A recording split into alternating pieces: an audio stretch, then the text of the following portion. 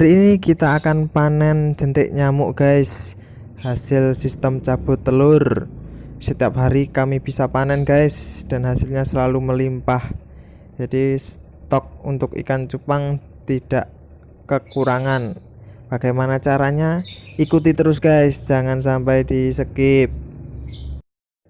Seperti itu guys, jentik nyamuknya bersih-bersih guys. Assalamualaikum warahmatullahi wabarakatuh. Jumpa lagi di Bukan Kabar Burung Channel. Hari ini kami akan membahas tentang kultur atau budidaya jentik nyamuk dengan sistem cabut telur. Nah, di sini kami kasih contoh hasil cabut telur usia 2 sampai 5 hari. Jadi bisa dilihat itu guys, banyak sekali jentik nyamuknya. Itu usia 5 hari guys, banyak kan ya, itu kisaran 100 sampai 200 ribu ekor jentik nyamuk setiap kotak, dan setiap hari panen segitu. Ini masih usia 3 hari, lebih kecil. Maaf guys, agak kelihatan kameranya kurang bagus, nggak bisa autofokus ke jentik nyamuk, ketambah sinar outdoor yang terlalu terang jadi mantul, cahayanya mantul. Ini tuh kelihatan guys, kecil-kecil gerak-gerak itu jentik nyamuk semua itu, sedangkan yang hitam-hitam di atas itu adalah telurnya. Ya lumayan, ini 50% ke atas menetas telurnya. Tuh nampak. Nah, ini usia 2 hari, usia 2 hari. Ini tingkat menetasnya masih sedikit, ini kurang dari 50%, tapi hasilnya melimpah. Maaf, ini cahayanya terlalu terang jadi mantul, nggak kelihatan, tambah permukaan air yang berminyak. Coba saya ganti view, cari sudut pandang dari berlawanan, jadi biar nggak melawan cahaya guys. Nah itu mulai kelihatan itu ya, itu jentik nyamuknya guys, hitam-hitam semua itu. Jadi di sini menggunakan air bersih tapi fermentasi untuk pakan si jentik nyamuk. Jadi dulu pernah membuat pakai air bersih tapi kurang maksimal, menetasnya hampir 100% tapi kehidupannya sedikit, jadi kurang maksimal. Terus akhirnya coba-coba ketemu pakai pakan fermentasi, jadi airnya ini fermentasi guys, hasil fermentasi dari air biasa dengan tetes tebu, atau bisa juga menggunakan probiotik E4 yang produk pabrikan itu guys, khusus yang perikanan, yang label warna pink. Jadi dari 3 kotak ini bisa dibedakan guys, yang paling kiri atau yang paling pekat ini adalah fermentasi paling bagus. Di kepekatan seperti ini jentik nyamuk hidup maksimal, bisa sampai besar dan cepat besar. Berbeda dengan sebelah kanannya atau tengah ini kurang maksimal guys, karena berminyak. Oke, langsung saja guys, kita bahas bagaimana cara membuat fermentasi biang untuk nyamuk biar bertelur, dan bagaimana membuat fermentasi untuk penetasan sampai siap panen si jentik nyamuk tersebut. Intermezzo sebentar guys, jadi di musim paceklik, pagebluk atau pandemi wabah covid ini, kita tetap harus semangat menjalani hidup. Kita tahu semua sedang berjuang, tidak hanya di Indonesia tapi seluruh dunia guys.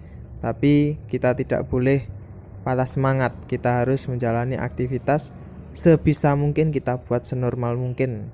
Ya memang ekonomi semua terdampak, baik kalangan menengah ke bawah maupun menengah ke atas, mereka semua terdampak.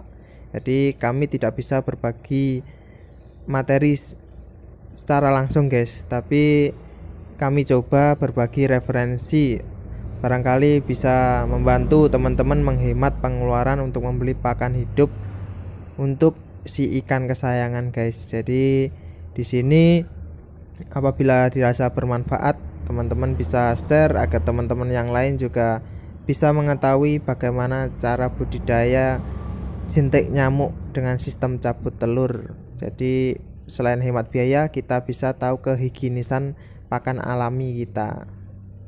Lalu kita siapkan adalah ini guys, tetes tebu. Tetes tebu ini untuk fermentasinya.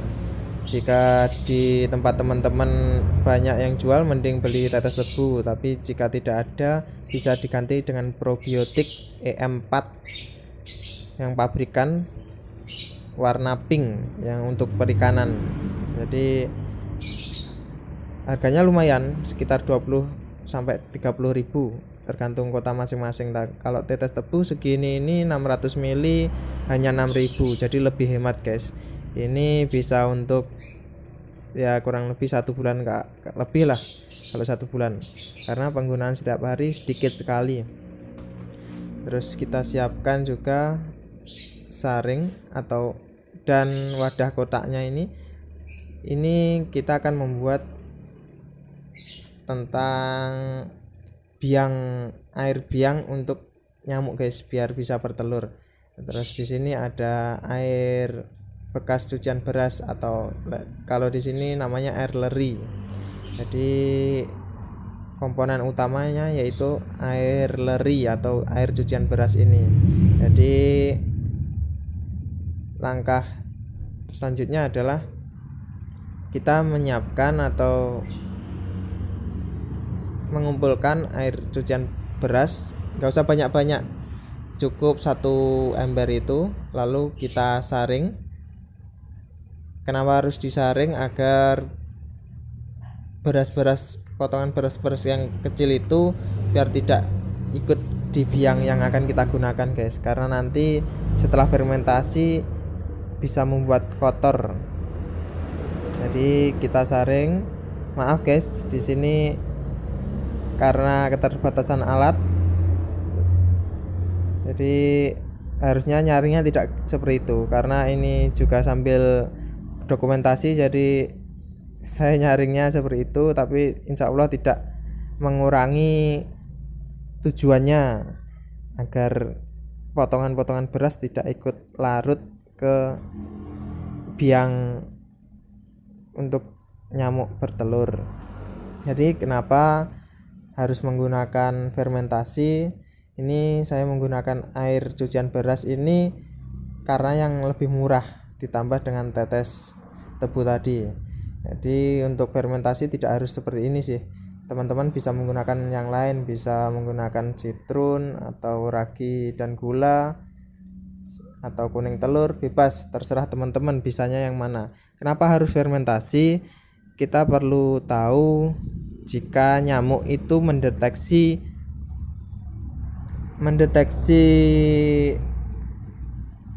manusia atau orang atau apapun yang akan dihisap darahnya, yaitu menggunakan sensor panas.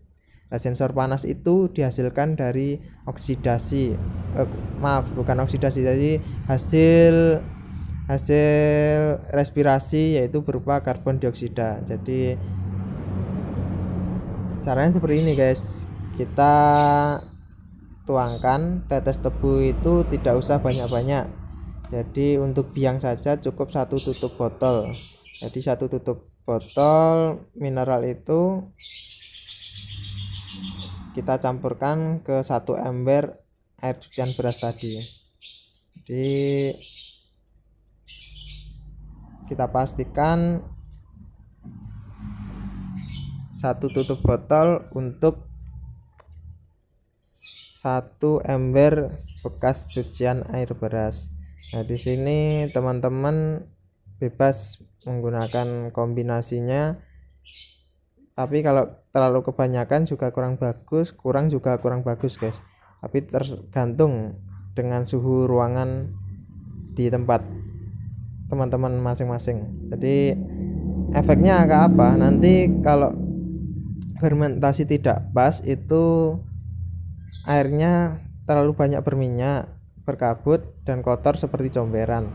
Tapi jika fermentasinya berhasil itu enggak terlalu kotor, jadi bening seperti green water cuma warnanya coklat. Nah, itu nyamuk suka dan bertelur di situ.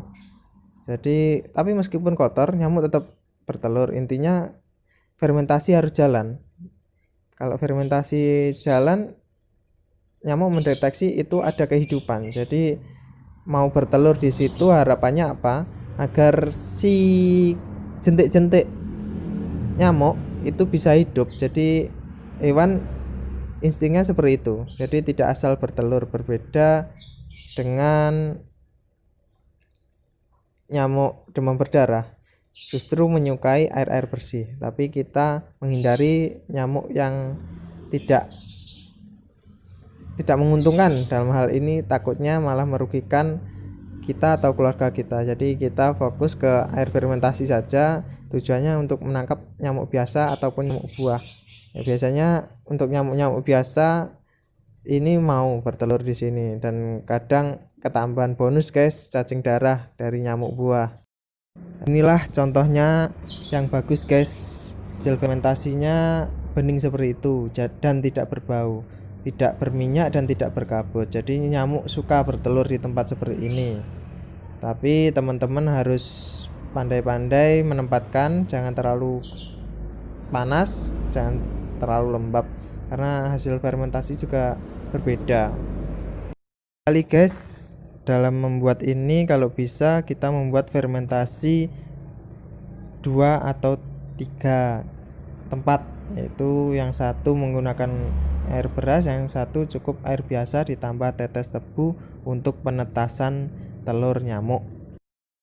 Jadi simpelnya gini guys, kita membuat satu fermentasi dari hasil cucian beras tadi dengan tetes tebu atau probiotik E4, dan satu kotak lagi untuk penetasan, yaitu cukup air biasa ditambah tetes tebu.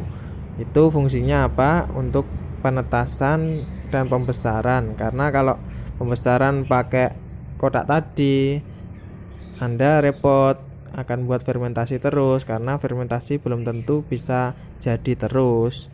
Kadang berkabut, kadang juga berminyak. Jadi kalau sudah punya biang dan nyamuk mau bertelur banyak di situ, mending kita cabut telur saja guys, daripada membuat fermentasi lagi. Karena Anda akan mengulang terus. Kalau sistem cabut telur, nyamuk akan bertelur di situ terus dan enak. Anda nggak usah membuat fermentasi terus, hanya cabut telur dan Anda bisa panen dari kotak yang cabut telur tadi. Jadi seperti itu guys konten video kali ini, semoga bermanfaat. Akhir kata, wassalamualaikum warahmatullahi wabarakatuh.